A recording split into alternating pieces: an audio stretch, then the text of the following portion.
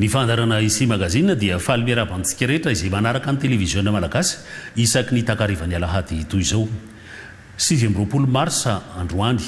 ka ny fandarantsika an'io dia iompana amin'ny 7 mars nefa ny 7 mars dia iangana ka hoentsika mamakafaka ny tontolon'ny fiarahamonina mihitsy sy ny antsoina hoe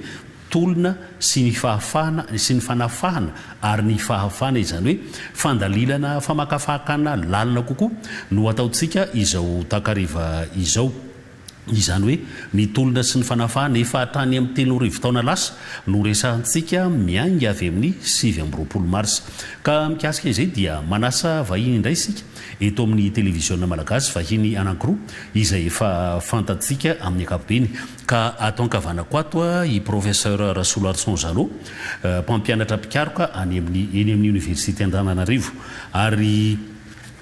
Andriamato Rasolo Arson Jano dia namoaka an'ity boky ity boky mitondra ny lohateny hoe Madagascar sous la colonisation française de 1896 à 1960 ity boky nosoratany professeur Rasolo Arson Jano izay efa navoaka fanindroany natonta fanindroany hatrany amin'ny taona 1970 ka hatramin'ny taona 1970 efa natonta fanindroany zany ity boky ity ato akaviako ato kosa Andriamato Lanto Andriamamonjy Lanto ndray dia géographe sady anthropologue sady mpampianatra mpikaroka ka dia miarabanareo mirahalahy ndray tonga soa eto amin'ny fandarana ici magazine miarabanao iajara tsy mbazafy ary miarabany Andriamato professeur Rasolo Arson Jano sy ny mpanaraka amin'ny télévision malagasy amin'izao fotoana izao. Faly miarabanao ihany koa iajara tsy mbazafy miarabany namana Lanto Andriamamonjy dia faly miarabantsika rehetra mpanaraka ny fandarany télévision malagasy. Ya 7 mars efa maritsika isan-taona izany 7 mars izany hoe fahatsiarovana ireo olona namoiny ainy ho an'ny tanin-drazana fa somary mba tsara mpahatsevina kely fotsiny hoe inona moa ny antony nahatonga ny 7 mars nahatonga n'ilay tamin'ny taona 17 ary nanomboka oviny izy io zany hoe efa tany amin'ny 17 no nitrangan'ilay 7 mars fa oviny izy io nanomboka no marina teto Madagasikara tamin'ny 17 esa tamin'ny 9 taoriny zay ary inona ny antony raha iresaka ny hoe ny fahatsiarovana ny 7 mars 1770 ny nanaovana an'ilay hoe fahatsiarovana voalohany dia tamin'ny repoblika voalohany tamin'ny andron'ny filoha Philibert Tsiranana ny taona 1770 ny filoha Philibert Tsiranana no nandray fanapahan-kevitra tamin'ny 20 taonan'ny tolona tamin'ny taona 1770 ny ahatsiarovana an'io daty io ny antony dia tsotra hoe mba isin'ny atao hoe fampiraisana bebe kokoa eo malagasy satria mbola teo ilay fizarana ara-podikevitra teo amin'ireo atao hoe taranaky ny MDRM sy ireo atao hoe taranaky ny badesma izay efa tsy nitovy hevitra mikasika ny atao hoe fahaleovantenan'ny Madagasikara tany amin'ny vanim-potoana ny fanjanahantany ka ho an'ny filoha Philibert Tsiranana dia tsotra ny tanjona hoe mila ampiraisina amin'izay ny malagasy ka io fahatsiarovana no iaingana amin'izay hoe fampiraisana ny malagasy izay ny repoblika faharoa moa taty amin'ny taona 1770 no tena nanome an'ilay endrika hoe ofisialy an'ilay fahatsiarovana ka nahatonga ny atao hoe lanonana maro isan-karazany atao mandraka ankehitriny io. Ny lanonana atao mandraka ankehitriny eny amin'ny fasan'ny Mahirifo eny Ankatso taizany nanaovana azy tamin'ny voalohany satria fasan'ny Mahirifo io tsy teo hatramin'ny voalohany fa taizany no nanaovana azy raha ny hoe nanaovana azy voalohany tamin'ny andron'ny filoha Philibert Tsiranana dia teo amin'ny Fariana Nosy misy an'ilay atao hoe anjely mainty teo ny nametrahana fehezam-boninkazo ho fahatsiarovana an'ireo hoe olona maty nandritra ny tolona tamin'ny taona 1770 ny fasan'ny Mahirifo eo avaratra Ambohitsaina dia ny filoha Didier Ratsiraka taty amin'ny taona 1770 no nanangana azy ary ny tanjona ho an'ny filoha Didier Ratsiraka dia hoe ny fasan'ny Mahirifo no marika anankiray ampisehoana ny atao hoe fitiavan-tanin-drazana nisy teo amin'ny malagasy niady tamin'ny fanjanahantany satria ho an'ny filoha dideratsiraka izay nampiatra ny atao hoe révolution socialiste ny tolona tamin'ny taona 1770 no anisan'ny ataony hoe fototra nahazahoana ny fahaleovatena ka fanomezan-danjan'izay hoe tolona nahazahoana ny fahaleovatena izay no nananganana anio a fasany mahery fo eo a avaratra ambohitsain'io. Ya nilaza moa i professeur Rassolasson Jeannot teo hoe nisy ny tsy fahakazo kevitra teo amin'ny padesma sy ny MDRM tsy ireo rery koa nefa no antoko politika tany amin'ny fotoanany fanjanahantany zany hoe karazany hoe fampihavanana zany nisy na dia tonga zany ny fahaleovantena mbola nisy zavatra nikiky ny fiarahamonitsika malagasy ka anisany hoe entina mampihavana antsika ny raha nalatsaka ireo olona tany aloha. Zay indrindra isan'ny voalazan'ny namana professeur Rassolasson Jeannot teo moa izay le hoe fampihavanana ny malagasy rehetra no antony nanaovana azy ary nandritra le taona ny fanjanahantany dia araka ny voalazantsika teo misy ihany koa ireo le fikambanana miafina samihafa akoatran'ireo le antoko izay fantatra voalaza teo hoe ny padesma sy ny MDRM dia misy ohatra reny le fikambanana miafina ny JIN, ny Panama sy ny sisa ny VVS tamin'ny fotoanandro izay tany ambany ravikazo tany kanefa ny tolona tena isany nitrangan'io atsika hoe hetsika tamin'ny 7 martsa 1770 dia izany rehetra izany araka mahatolo-panafana azy dia indraindray lasa variana fotsiny ny olona hoe rehefa 29 marsa dia tsy miasa, rehefa 7 marsa dia tsy miasa, fa tsy dadiny hoe le fahatsiarovana ny fitiavan-tanindrazana indrindrindrindra ary ao anatin'izay izay le hoe fananganana n'ilay firenena manoloana n'ireo le tsy fitovikevitra isan-karazany fananganana fiombonana. Izany hoe le sacrifice zany mampiray antsika mila fantarina kokoa ny tantara. Fantatra ny tantara mba ahafahana manorina ny ankehitriny sy ny hoavy tsaratsara kokoa satria ny tolom-panafahana dia isotromana lesona arak'izay maha hoe tolona fanafahana anazay lendrika fangejana zany dia misy endriny samihafa teo ny fanjanahantany fa eo ihany koa raha ataontsika hoe takaitra izay tavelany anatin'ny sain'ny olona eny anatin'ny fon'ny olona rehetrarehetrany dia reny rehetrarehetra reny zany mbola iedina ao anatin'ilay fanafahana ahafahany ihany koa mivelatra amin'ny lafiny rehetra. Manomboka amin'ny tanora fampahafantarana ny tanora. Manomboka amin'ny fampahafantarana ny tanora ary isan'ny tena nahafantarana ny 7 marsa moa le hira le Madagasikara iny izay misy hoe mitsangana ary tanora. Ya mitsangana ary tanora ka tamin'ny herinandro ity izay tamin'ny talata sy tamin'ny alarobia dia nandeha tany Ankadinondry Sakay sy tany Tsironomandidy ary Lantondrimamonjy niaraka sia tamin'izany fotoana zany nanao fandalinana, nanao famelabelan-kevitra niaraka teo amin'ireo mpianatra any Tsironomandidy sy any Ankadinondry Sakay nampahafantatra azy ny tsara ho fantatra izany hoe ireny fanadihadiana efa hitantsika teto amin'ny Sia Magazine tamin'ny fotoanandro nanomboka tany amin'ny taona 2024 izay naverina ho hitan'ireo mpianatra ireo ka niaina mivantana an'izany antsoina hoe tantaran'ny Madagasikara izany ny mpianatra rehefa hitantsika manangasanga iny hoe Sia Magazine en live ny tanora miaina ny tantara raha tsika ary ny fanadihadiana tany Tsironomandidy sy tany Ankadinondry Sakay.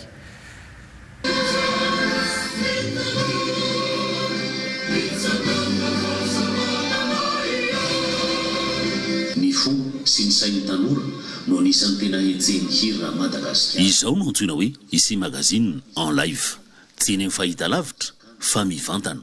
mifanatrika amin'ny mpianatra sy ny mpanabe taty Tsironomandidy sy tato amin'ny tranobe ny lycée Ankadinondry Sakay. Ireto sary ny mpitarika mena lamba ireto rabozaka, rabezavana ary ireny be tsy misaraka. Izany hoe ny ainan'ny mpianatra ny tantara natao style hafa ny voaka kelin'ny kahie ianarana any an-dakilasy na ny boky vakiana any an-trano. Izahay zany aty amin'ny Fatra Bongolava dia anisan'ny hoe mpanaraka ny fandaharana Sia Magazine ao amin'ny televiziona malagasy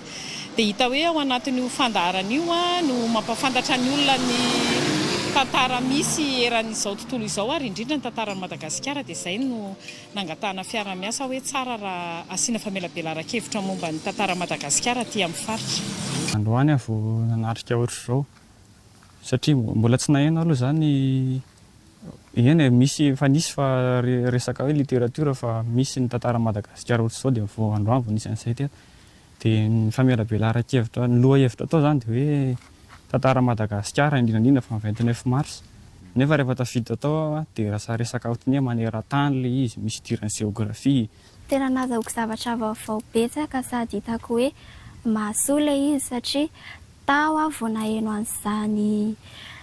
zavatra izany satria hatramin'izay aho mbola tsy nisy niteny an'izany mihitsiny. Raha ny tena marina mbola tsy mivoaka teto amin'ny faritra fa nisy ihany fa mila belara-kevitra teto fa momba ny mahakasika ny literatiora malagasy fa raha hoe raha mahakasika ny tantara Madagasikara manokana dia voasamba vao nisy an'izao teto. Izaho moa izany hatrizay tsy dia mba liana tamin'ny famelabelara-kevitra ohatr'izao fa rehefa naheno hoe tantara momba ny 29 mars ilay izy dia liana tamin'izy aho. Dia tsy maty antoka tokoa anankaty satria zava-baovao maro no hitako sy henoko tamin'ilay izy. Naseho ny mpianatra ireo horonan-tsary fanadihadiana izay efa nandeha tamin'Ici Magazine tany aloha momba ny adiny frantsay sy ny malagasy, ny mena lamba, ny VVS, ny tolona tamin'ny taona 1770 arahana famelabelaran-kevitra niaraka tamin'ny Lanto Andriamamonjy, géographe sady anthropologue ary mpampianatra mpikaroka. Feno hipoka ny tranobe, tonga maro hatramin'ny mpianatra any amin'ny fanabeazana fototra. Ao no falavala FDR ma.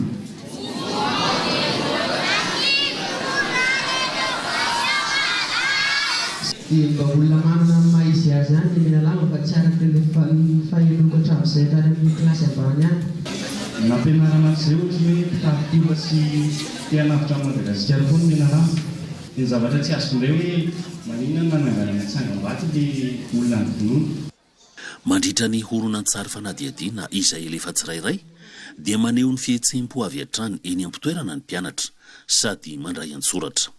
Isaky ny vita ny horonan-tsary anankiray dia izay tratra ny fanontaniana momba ny mena lamba, ny VVS, ny 7 mars, ny hiram-pirenena malagasy ary ny mahasamihafa ny 1770 sy ny 1770 etsetretsetra. Fahafantarana ny tantara rehetra nena fa fampitana ho an'ny ankizy kely ny tantara-pirenena ny mahafinaritra izy. 10 oktobra 1770 ankoatra ny tolom-panafana izay nisy teto Madagasikara dia novelarina ny fiaraha-midinika tamin'ny alalan'ireo fanadihadiana Ici Magazine mikasika ny tantara sy ny tolom-panafana tany Vietnam ohatra, ny ady lehibe faharoa, ny apartheid sy ny fanavakavam-bolokoditra sy ny maro hafa. Izany hoe mampiditra ny mpianatra sahady hanana fahalalana tsotsotra momba ny geopolitika.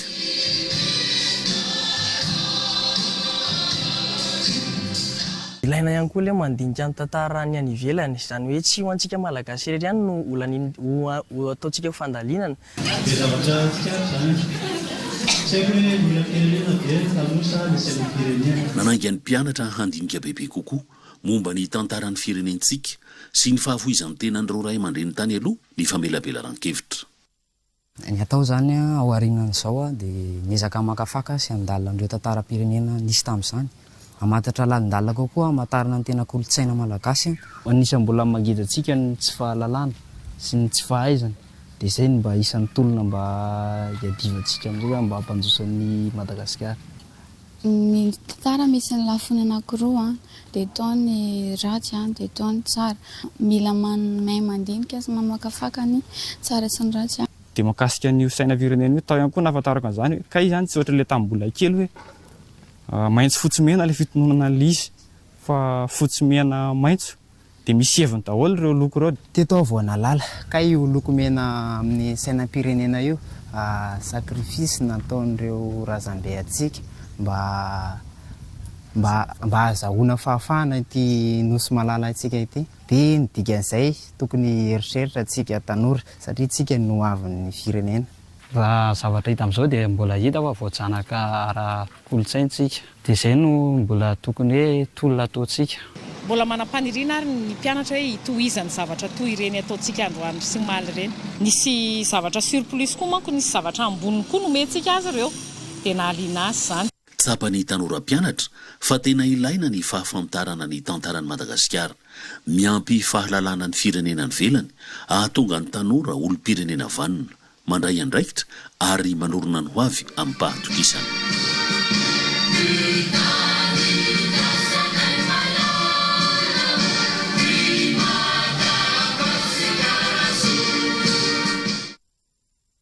izay ny fanadidinina tany ankadin'ondro sakay sy tany tsoro mandidy ny sary hitantsika farany teo a ianao lantondre mamonjy a ny resaka tamin'ireo ankizy reo izay nanao interview somary elaela dia nareo nisy fotoana tena ela be ny resaka tamin'ireo mpianatra ireo inona ny tena hoe zavatra nanontanian'ireo anao inona ny zavatra tena manitikitika an'ireo nianga tamin'ilay famelabelara-kevitra zay nataontsika ny tena zava-dehibe tsapako tamin'rehefa niresaka tamin'ireo tanora dia nanomboka tao amin'le fanakalozan-kevitra tao amin'ny efitrano a dia tena nanaitra ary nanamarika ny fisainana sy ny fon'ireo tanora ireo le hira le hoe mitsangana ary tanora dia nisy mpianatra anankiray mitao raha tsy diso hoe français izy teo amin'le fanadiadiana tena ny teny mihitsy tao anatin'le izy hoe ainoka izay tanora ity zany ny tena entanina hitsangana ary anteherany izay le hoe atao hoe fanarenana ny firenena fanavotana ny firenena tolom-pahafahana ho an'ny firenena izay dia rehefa nifampiresaka tamin'ireo teo ny tena nyresaka naharitra be diabe dia satria tsapan'ireo nandritra n'le fampiresahana sy fanakalozana tao dia hoe aika ny ataontsika rehetrarehetra ity tokony hisy dikany arak'ilay voalaza teo hoe mena dia mariky n'izay le hoe sakrifisy na foizana ny aina ny firenena ka itsika na mpianatra na mianatra na miasa dia tokony miroso makany amin'izay le hoe fitiava-tanindrazana ihany koa fampandrosoana ny tandrazana fanavotana ny firenena fa tsy mijanona ho an'ny tena fotsiny dia nanontany ireo tanora ireo moa amin'ny resaka hoe torolalana ho amin'ny ho avy amin'ny fianarana amin'ny université sy ny sisa zany hoe ny entiny ahafahany mandray anjara misimisy kokoa amin'izay le hoe fampandrosoam-pirenena sy ahafahany mijery ny ho avin'izay zay ny tena arisaky sy navelany zareo mihitsy teo anatin'ilay fampiresahana lavabe ilay resaka reo fa amin'ny hoe ny any amin'ny lafin'ny fianarana raha ny fahafantarana zareo azy ampy an' zareo ve ny fampianarana omena azy any ampianarana sy hoe manao ny hoe lay fianarana mihitsy zany hoe ahoana ny mieritreritra reo ankizy reo isan'ny tena nanamarika tao anatin'ilay fanakalozana tao ihany koa ny fanontaniana mpianatra hoe rehefa tena hoe inona ny tokony tena ho jerena amin'ity dia ankoatrany hoe mila jerena ny resaka ohatran'le hoe ny fifiraisankina sy ny sisa dia niteniteny le hoe le rafim-pampianarana tokony jerena tena nahagaga mihitsy mpianatra kilasy famaranana no nahatsapo an'izay ary niteny teo hoe tena tokony ho jerena izy io dia rehefa manontany zareo dia ohatra hoe inona ny ilana ny taranja ohatran'izao ohatra hoe taranja littéraire ny taranja scientifique sy ny sisa zany hoe ireny le fandaharam-pianarana ireny dia tokony ahafahany ankizy mivelatra fa ahafahany ihany koa mandray anjara mivantana amin'ny fampandrosoana ny firenena zay zany isan'ny zava-dehibe tao zava-dehibe mihitsy hoe mpianatra any amin'ny klasy terminale zany professeur Zanora Solarson na tsapa hoe le rafim-pampianarana mila amboarina mpianatra klasy terminale ka eto ianao manahoana amin'izao fotoana ny lafiny hoe programme mpampianarana ny fampianarana n'ireny zavatra ireny ahoana ny rafim-pampianarana eto amintsika eto Madagasikara ny programme fampianarana ny tantara amin'ny ankapobeny raha miresaka hoe rafim-pampianarana sy programme mpampianarana zavatra tsara marihana dia hoe io efa resaka natao nanomboka tany amin'ny taona 2017 satria itaona 2017 na tonga nihetsiky ny mpianatra teto Antananarivo dia ilay fitakinany hoe fanovana ny rafim-pampianarana izay mifototra amin'ny rafim-pampianarana frantsay dia nanomboka teo no napetraka ny hoe rafim-pampianarana malagasy mijery ny mahaizin'ny malagasy sy ny mikasika ny Madagasikara ny programme mpampianarana mikasika ny tantara manokana nanomboka tamin'ny taty amin'ny taona 1770 dia nampidirina ny fampianarana ny tantaran'ny Madagasikara zany hoe natao ho zava-dehibe ny fampianarana ny tantaran'ny Madagasikara raha miresaka tsika ohatra mikasika ny fanjanahantany mikasika ny tolona natao ny adina tamin'ny fanjanahantany hatramin'izao ao amin'ny atao hoe programme mpampianarana ofisialy dia mbola ao ny mikasika ny atao hoe tolona ny adina tamin'ny fanjanahantany fa maninona ny mpianatra ny hoe lasa tsy mahalala ny tantaran'ny Madagasikara ny mikasika ny hoe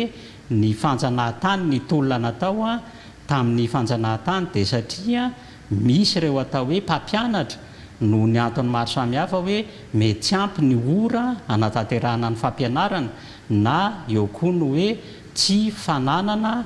tahirikevitra ohatra na fahalalana mikasika an'ilay tantara tokony ampianarina dia lasa tsy voapita any amin'ny tanora lay fahalalana mikasika ny tantaran'ny Madagasikara mifandraika amin'ny fanjanahantany nefa le izy rehefa hoe ao anaty programme mpampianarana ofisialy dia tokony ho ampianarina ny mpianatra ilay tantara. Ianao moa zao nanoratra ny an'ity boky ity. Anisan'ny efa betsaka ny boky nosoratana hatramin'izay fa manahoana aloha zany ny boky amin'ny fampahafantarana ny tantaran'ny Madagasikara mba betsaka ve ny famoaham-boky rehefa mandeha any velany rehefa miditra amin'ny grande surface ohatran'ireny grande surface eto amintsika ireny vao miditra ny varavarambe tonga dia boky aloha ny eo voalohany dia izay vao mandeha mividy charcuterie na mividy ronono fa tonga dia ny boky ny eo ambaravarana eo ny eto amintsika ny Madagasikara manao ahoana ny boky mba ampy ve? Raha mikasika ny hoe ny boky eto Madagasikara indrindra ny hoe ny boky entina mampianatra dia tsy ampy aloha ilay boky ny antony dia tsotra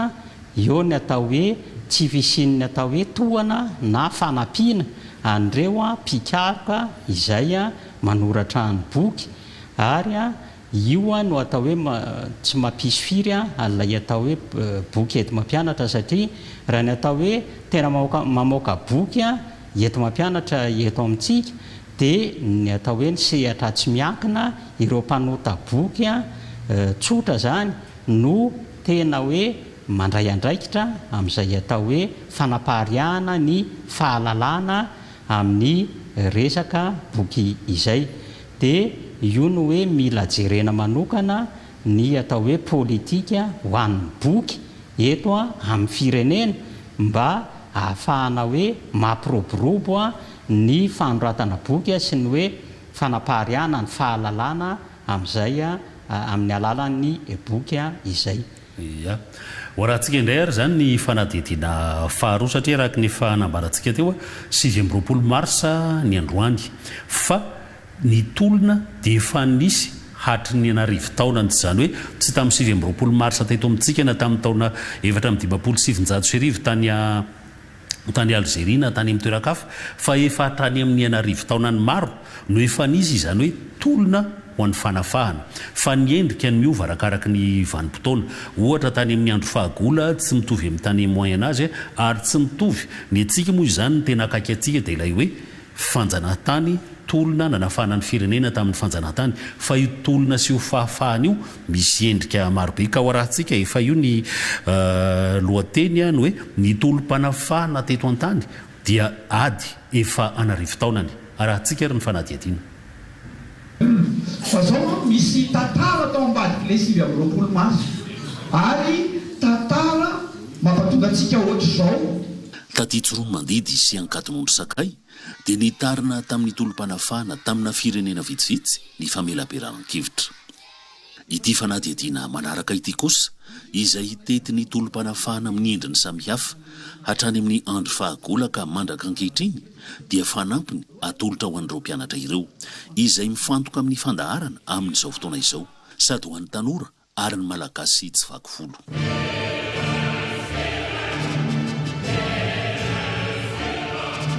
Ny fiarahamonina sy ny toe-karena fahagola na tany Ejipta izany na tany Fenisia, Israely, Asiria, Babilôna, Persa, Grèce ary indrindra fa tany Roma dia niorina tamin'ny rafitra fanandevozana.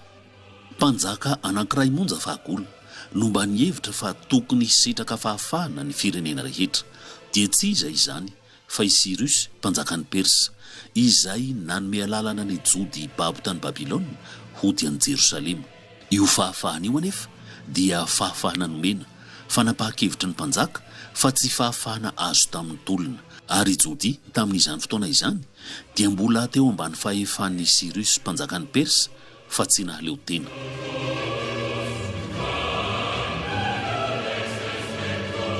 Ny tena tolom-panafahana voalohany dia tsy tolona politika na fanafahana firenena voazanaka fa tolom-panafahana tamin'ny fanandevozana no tarin'i Spartacus gladiateur tany Roma. Vatan-dehilahy fitoalana mahery zareo namorona tafika niady tamin'ny légion romane hanafaka ny olona verzo izay nisy anetsina na antapitrisany tamin'izany fotoana izany eran'ny empira romane. Montsana ny légion sasansasany nalefa ny fanjakana romane saingy resy ihany ry Spartacus tamin'ny taona 1 amin'ny 7 talohan'ny Kristy rehefa avy ny tolona nandritra ny 2 taona. izay sisa tsy maty ka azo sambobelona nisy 9,000 mahery dia nofantsehina tamina hazo fijaliana manamorona ny arabe sahabo 200 kilometatra avy any Kapo mianavaratra mankany Roma. Resy i Spartacus fa ny anarany dia mitety vanim-potoana, lasa tandidon'ny fahafahana izay tsy azo raha tsy misy raha latsaka. Tany Jody na Israely ankehitriny no tena nanomboka ny tolona politika fanafahana misioka ny mpanjanaka. Ny santatra izany ry Makabeo izay nanohitra ny Grika mpanjakazaka.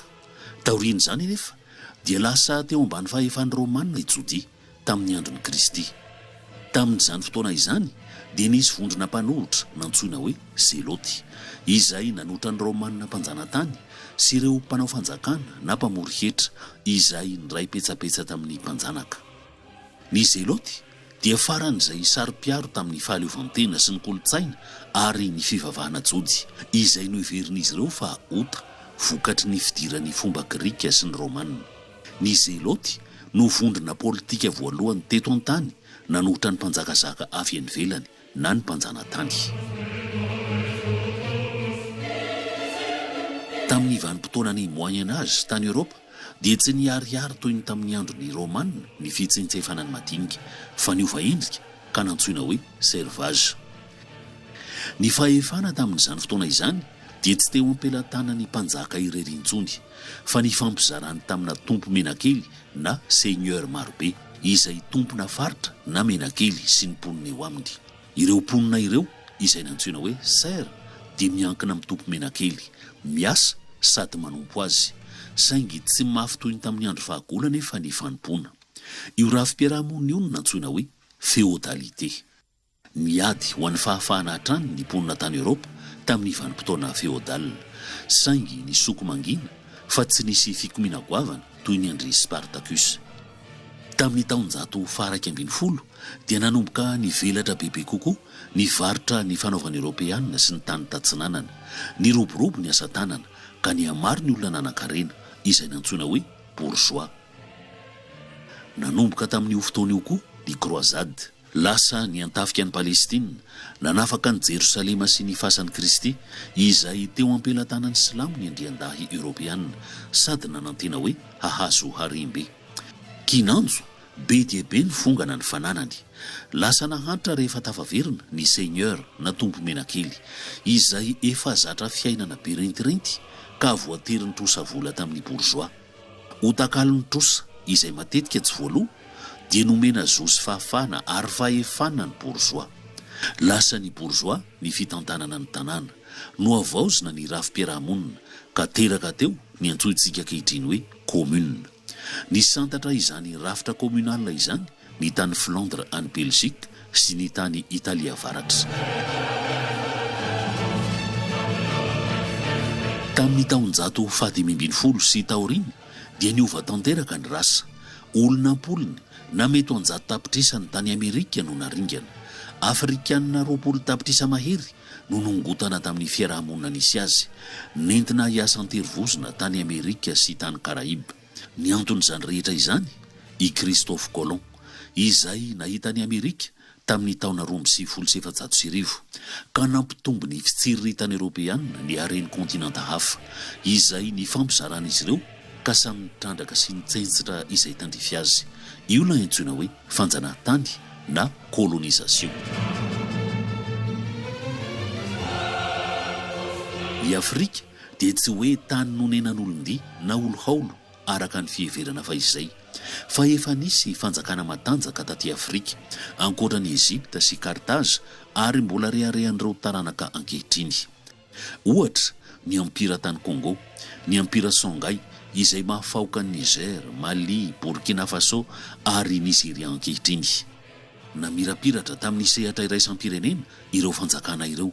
indrindra fa ny ampira Songhai izay nanao raharaham-barotra tamin'ireo fanjakana natanjaka tany Europa sy tany Asia ary nanana renivohitra mihezinezina toa ny Tombouctou izay azo harina amin'ny Alexandrie fahagola. I Tombouctou dia fohy be kolotsaina tsy nanam-paharoa taty Afrika amin'ny tapany atsimon'ny Sahara, nanana biblioteka lehibe izay nanangonana ny fahaizana mampahalala ny olombelona nandritra ny taonjato maro. Saingy tamin'ny taonjato 1970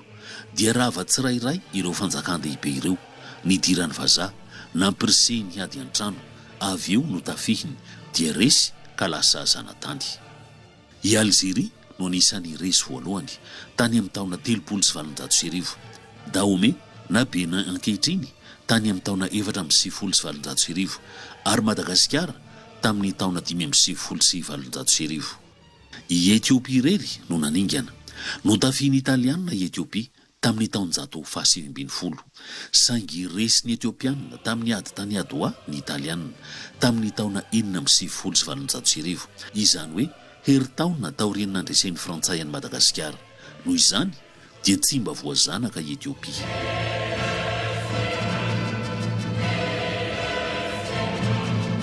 Amin'ny fiainan'ny olombelona amin'ny ankapobeny dia ny mpandresy no manoratra ny tantara. Ny Grika sy ny Jody ihany no firenena fahagola voazanaky ny hafa nefa naningana ka nanoratra ny tantarany. Ny firenena resy na voazanaka dia sady mizaka ny fanjakazakany mpandresy no voafetra ny fahazoany mampita ny tantarany. Vai victis. Rehefa azo kosa nefa ny fahaleovantena dia mandinika ny tantarany bebe kokoa sy ny tolona natrehany ny firenena voazanaka fahiny. Ahafahany tanora misaina no avy sady miaro ny zony sy ny fahafahany ary miezaka manandratra ny kolotsainy sy ny fiziny na identité. Gloria victis.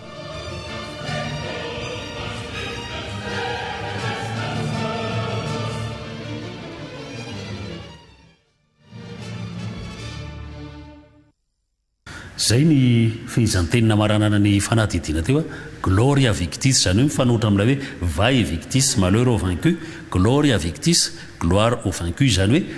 isika izay firenena voazanaka taloha dia miezaka manindraindra izay hoe mba voninahitry ny firenentsika sy ny tolona nataony ireo ray aman-dreny mba hahatonga antsika ho toy izao misy antsika izao. Fa eo amin'ny lafiny hoe fanoratana ny tantara, professeur Zanora Solanson, aiza ho aiza zany amin'izao satria ny tantara tsy maintsy misy foana ny hoe ravikasona nitsana ny sisa no mpandrina tsika tsy afaka hoe saraka tanteraka amin'ny frantsay na ny firenenkafa izay samy nisy nanjanaka ny anglisy sy ny portugais. Fa ahoana ny fomba fanoratana ny tantara amin'izao fotoana izao, efa mba misy ve hoe marimaritra iraisana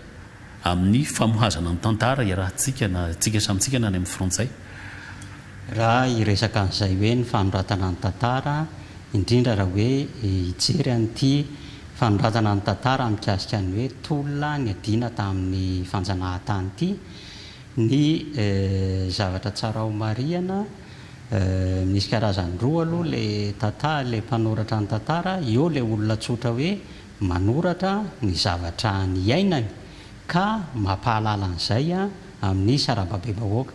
Dia eo koa le tantara soratan'ny atao hoe mpikaroka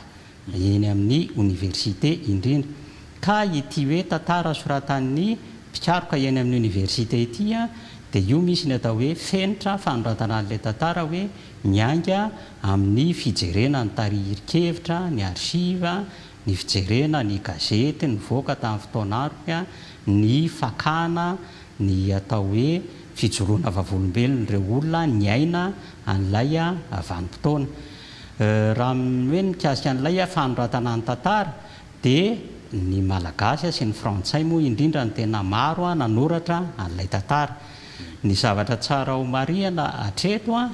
dia tsy dia misy ny atao hoe fanompahana firy eo amin'ilay tantara izay voasoratra, satria raha miresaka ohatra ny hoe tolona tamin'ny taona 1770 ny zavatra mivoitra amin'ny tantara voasoratra taon'ny mpikaroka tantara dia ny hoe tolom-panafahana io tolona niseho tamin'ny taona 1770 eo, satria ireo atao hoe ny tatsaka ny amin'ny faritra Atsinanana tsy nahazaka ny gejany fanjanahantany no nanapoaka an'ilay tolona teo ambany fitarihan'ireo atao hoe fikambanana miafina. Dia eo amin'izay atao hoe fanoratana an'ilay tantara izay nisy hevitra tamin'ny heritaona rehefa nandalo teto Madagasikara ny filoha frantsay Emmanuel Macron ny amin'ny hoe ananganana commission mixte d'historiens franco-malgasy, zany hoe fikambanana mpikaroka tantara malagasy frantsay mba andalina bebe kokoa sy anome hevitra lalindalina kokoa mikasika an'io tolona tamin'ny taona 1700 sy 730 io. Ny olana kely mipetraka hatreto dia tsy mbola tafatsangana foana ilay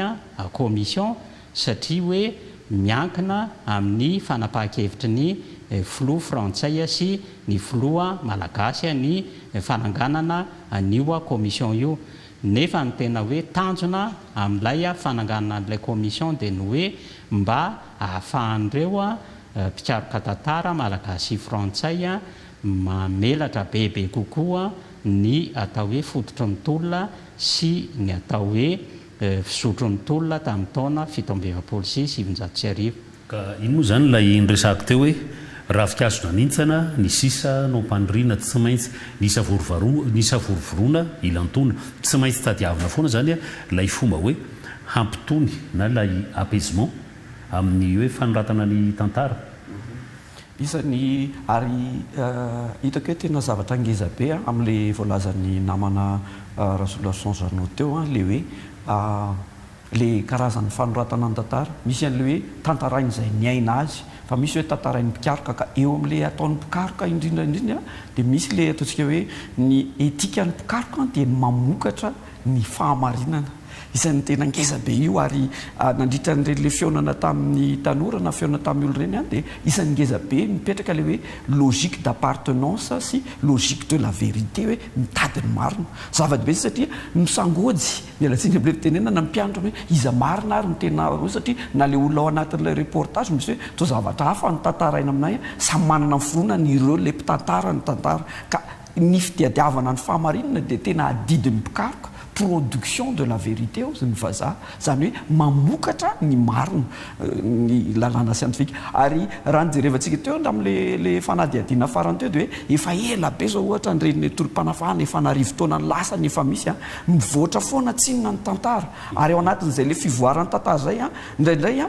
tolona iadina amin'ny fahafahana ary hoe hirosona misimisy kokoa any amin'ilay hoe rariny sy any amin'ilay atao hoe universel inona le tena araka ny tokony ho izy zany hoe mipetraka ivelarany rehetra araka ny tokony ho izy araka ny rariny araka ny fijery izay maneran-tany fa miverina ihany le izy satria efa tary amin'ny antiquité ozy tsika teo no efa nisy zany hoe ato amin'ny fanadevona zany nefa taty hitantsika ireny zany tamin'ny moyen âge taty ireny dia miverina le izy ary raha mijerytsika hoe siècle de lumière ny taonjato fahavalo amby folo efa nisy tolona fanafahana bebe ireo européana izay niaina tao anatin'ny fandehjana révolution française taorianany révolution scientifique sy ny révolution économique rehetra nateraka zany rehetrarehetra zany dia miverina indray nefa ny rehefa aveo nanao colonisation zany hoe mamorona tsirariny voavoandray le ao anatin'izy dia araka zareo nanambarany zon'olombelona tamin'ny 700 sy 730 zon'olombelona ho andry zareo fa tsy ho an'ny olona voazanaka zay zarana fanorenana ny fahamarinana dia etika ho an'ny mpikaroka ary mpikaroka scientifique indrindrindra zany dia mila mijery amin'izay ary ny tanora amin'izay fotoana izay dia hitako hoe araka le tena teo mitsangana ary tanora dia tokony omena sehatra omena tantsoroka ary omena arifanina mba hiroso mankany amin'izay zavatra izay. Ka ny famotinana izany resantsika izany dia hoe ny tolona sy ny fahafahana ary ny fanafahana dia sekoly ny fiainana raha tsika ry ny fanadiadiana.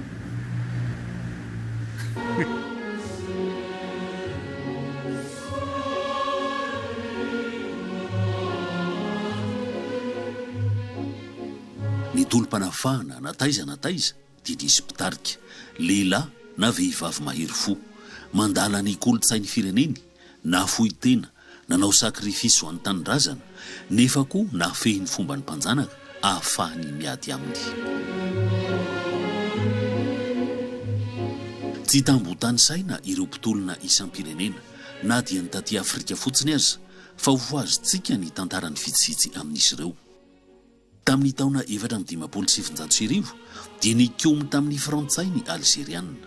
Matin'ny frantsay ny mpitaritolona 720 izay nantsoina hoe martyr algérienne ka nitapahan-doha. Nentina tany Frantsa ny lohan'izy ireo, natao trophée de guerre ary nitahirizina tao amin'ny musée de l'homme ao Paris. Naverin'ny filoha frantsay Emmanuel Macron amin'ny algériana ireo karandoha ireo tamin'ny volana jolay taona 2020. Aline Sitoé Diatta dia vehivavy sénégalaise mahery fo avy any amin'ilay faritra mahavokatra be antsoina hoe Casamance. Tamin'ny fahatandrorany nandritra ny ady lehibe faharoa dia norobain'ny frantsay ny vary vokatra rehetra tany Casamance ka naondrana ny Frantsa hamatsiana ny tafika frantsay. Nanohitra izany i Aline ary izy dia nampirisika ny vatan-dehilahy sénégalais tsy handeha hanao miaramila hiantafika ny Frantsa hanositra ny nazi. Tany Congo Belge tandrifin'ny Repoblika Demokratika ny Congo ankehitriny ary nantsoina koa hoe Zaire teo antenatenany teo dia nisy any Patrice Lumumba. Firenena manana harena kibony tany izay tratra i Congo, saingy tsapany Patrice Lumumba fa tsy nitsefy ny orinasa goavana tandrefana fotsiny ny hareny taniny ary ny evaram-pianarana Congolais dia tsy nampandraisina andraikitra amin'ny fitantanana izany harembe izany. Tsy tonga dia nitaky fahaleovantena aloha i Patrice Lumumba fa taorian'ny fampirantiana lehibe tany Bruxelles izy vao tapa-kevitra fa hitaky ny fahaleovantena ary lasa mpitarika ny mouvement national congolais. Azo ny fahaleovantena tamin'ny 3 Jona 1709 izany hoe efatrandro taorian'ny Madagasikara.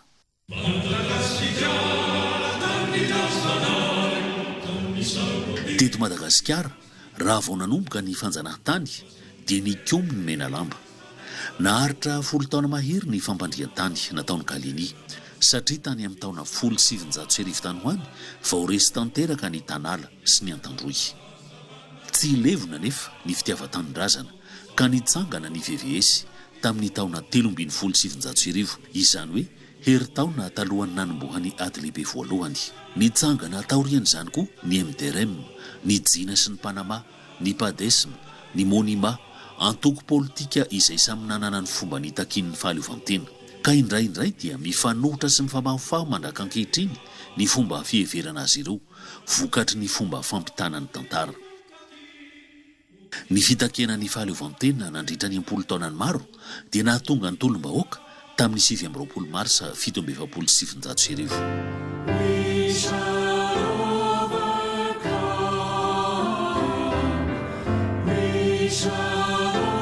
Tsy mifarana amin'ny fahaleovantena ny tolom-panafahana fa ao anatin'ny firenena maleo tena na dia firenena matanjaka sy manan-karena aza dia mbola misy aretina mikika, misy vondron'olona tsy voahaja ny zony, zo maholona na zo hisitraka fiarahamonina anjakan'ny rariny sy ny hitsiny, zo hisitraka harena sy fanabeazana lavorary. Tany Etats-Unis ohatra dia mbola nanjaka ny fanavakavaam-bolokoditra, voafetra ny zony mainty hoditra. Ramatoa Rosa Parks izay nidongy tao anaty bus natokana ho an'ny fotsy hoditra sy Martin Luther King no toy ny singam-bolo nandavy ny vosotra na aravan'ny rafitra fanavakavaam-bolokoditra. I Afrika Atsimo rehefa afaka tamin'ny fanjanahany Britanika tamin'ny taona 1700 dia navahan'ny fotsy hoditra sady nailikilika ny mainty hoditra izay napetraka ho karazan'olona ambany sata. Io la antsoina hoe apartheid izay notoherin'i Nelson Mandela. Ny gadra nandritra ny 17 taona i Nelson Mandela fa ny tolona kosa dia nitohy ka tamin'ny taona 1770 vao foana tamin'ny pomba ofisialy ny apartheid. Tany Amerika Latina dia fantatr' izao tontolo izao i Che Guevara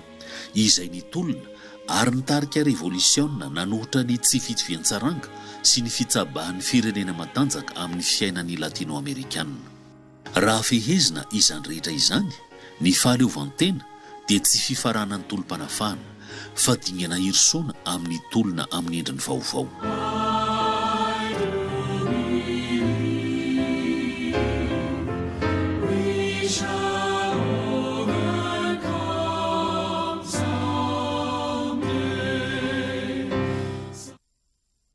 We shall overcome someday. Mbola andresitsika azo fandresena indray androany. Anisan'ny fandresena lehibe zao rizom-rahalahy raha ny vaovao ataontsika tamin'ny volana lasa teo iny sa oviana ny firenena mikambana nanapaka fa nanambara fa hoe crime contre l'humanité zafady amin'ny teny frantsay fa tsy hitako zay andikana azy amin'ny teny gasy saody zao crime contre l'humanité ny fanandevozana nanahoana ireo firenena tandrefana satria raha ny tantara hitantsika teo tao anatin'ilay fanadidina anankitelo dia mitandrefana no tena hoe nanandevo ny olona mainty hoditra sy ny olona hafa izany ahoana ny zareo manoloana an'izay hoe fanambaran'ny firenena mikambana lay atao hoe moa fanapakevitry ny firenena mikambana tamin'ny 5 marsa 20 sy 20 teo dia fanamelohana ny fanandevozana izay no lazaina fa eloka be vava ho an'ny zao tontolo zao ho an'ny olombelona no lay hoe endriny izay tsy manome lanja ny mahaolona ka io tsy fanomezana lanja ny mahaolona io no nahatonga ny Ghana izay firenena anisan'ny hoe tena niaran'ny fanandevozana nataon'ny Europeanina tany amin'ny taonjato 17 sy 18 ka i Ghana no topokevitra tamin'ny famolavolana an'io atao hoe lalàna io ny Europeanina nanoloana n'ilay atao hoe volavolakevitra natolotry Ghana dia nanapa-kevitra ny tsy handray anjara tamin'ilay atao hoe fandaniana an'ilay volavolan-dalàna satria tsotra ny antony ho an'ny Europeanina dia satria ho an'ny zareo ny fanandevozana dia niseho tamina vanim-potoana izay natao hoe ara-dalàna tamin'izany fotoana zany ara-dalàna le izy tamin'izany fotoana zany satria hoe tao anatina vanim-potoana izay nampanjaka ny atao hoe tanjakry zareo Europeanina teo amin'ny resaka varotra satria ny fanandevozana dia nifandray tamin'ny atao hoe resaka varotra commerce triangulaire traite États-Unis moa dia anisan'ny atao hoe ny hitsipaka n'ilay volavolan-dalàna satria ho an'ny États-Unis dia tsotra tsy azo ampiarina amin'ny États-Unis ho atao hoe lalàna ny zavatra izay efa nitranga tany aloha dia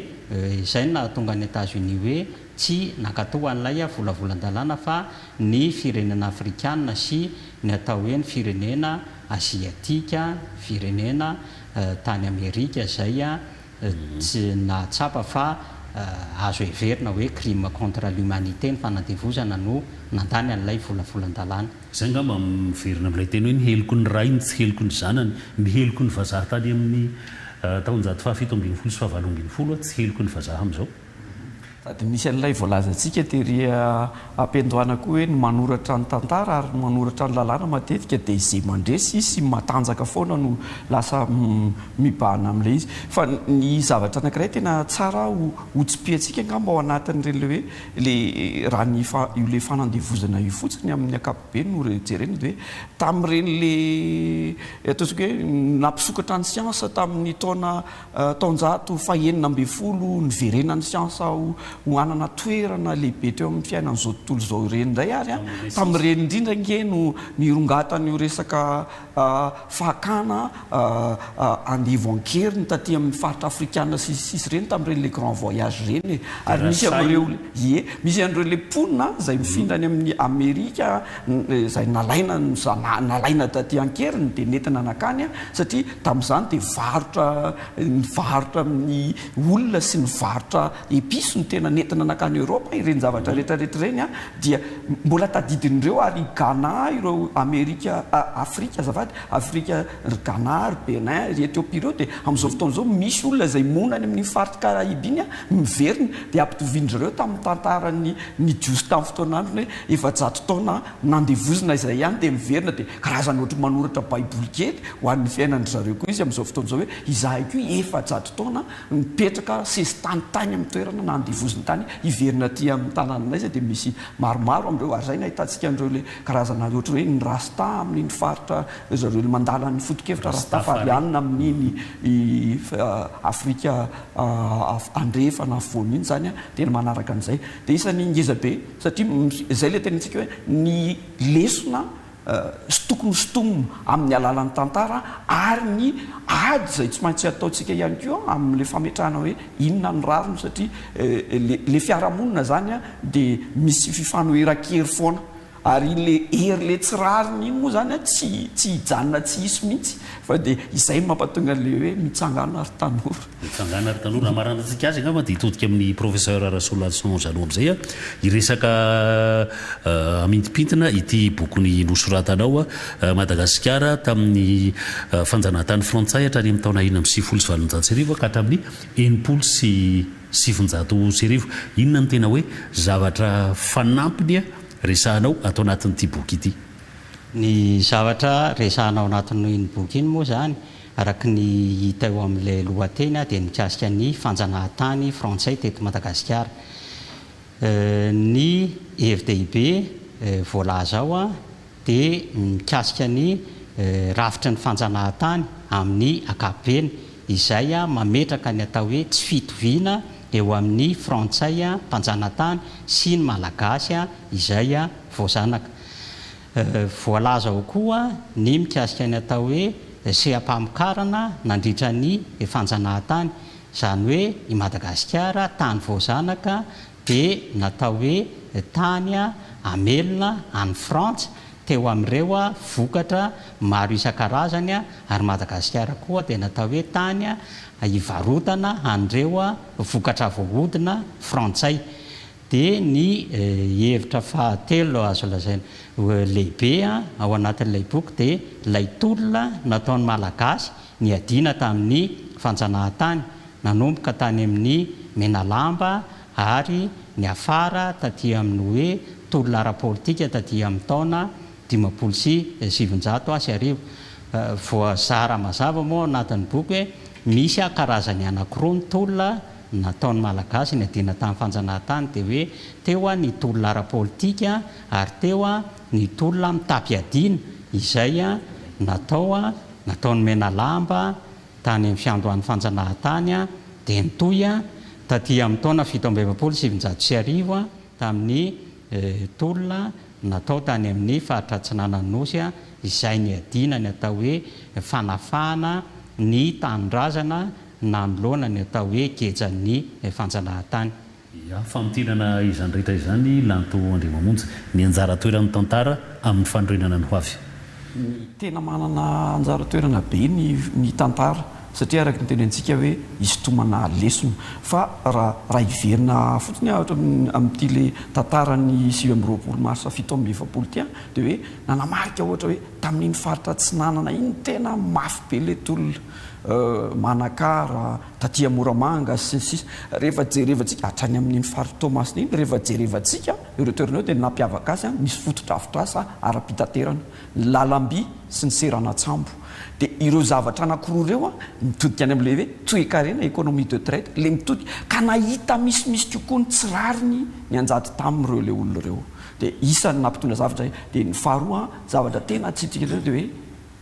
ny olona no arena voalohany ary isan'ny rehefa le olona zany no io le mampatonga antsika ny resaka fanandevozana sisa teo itsika dia fantatry reo le mpanjanaka fantatry ny mpiady hatramin'izay ka izay mampatonga azy mangeja ny olona ary maka ny olona dia lasa mitovy amin'ireny fananana ohatra ny arena kibony tany sy ny sisy ireny ireo olona ka zay zavatra zay mila trandro mbola mangejatsika mangejatsika amin'ny lafiny fahalalana ka izay mihitsy le hoe mila fanafahana ny tolom-panafahana voalohany dia hoe fanafahana ny olona ao anatin'ny sainy ny fanahany mba hahafahany mandray an-tanana ny fiainana ary mba handehany amin'ny tokony ho izy. Dia isaorana be dibe Andriamatoa Lanto Andriamamonjy mpampianatra mpikaroka géographe sy anthropologue ary professeur Rassoulson Jano mpampianatra mpikaroka koa iny amin'ny université n'Antananarivo izay ampatsivina ihany fa nanoratra boky mikasika ny fanjanahantany frantsay teto Madagasikara tamin'ny 1970 ka hatramin'ny 1970 dia misaotra anareo mirahalahy ny vahiny teto amin'ny fandarana isi magazine. Misaotra anao Ajaratsimbazaha dia makasitraka antsika mpanaraka ny fandarana ihany koa. Dia izay koa no mamarana ny fandarantsika izao takariva izao isaorana antsika nanaraka izany hatramin'ny farany amin'ny herin'io indray ny fotoanantsika manaraka koa dia mahazo fahafinaretana miaraka amin'ny fandarantsika eto amin'ny televiziona malagasy. Mankasitraka tompoko.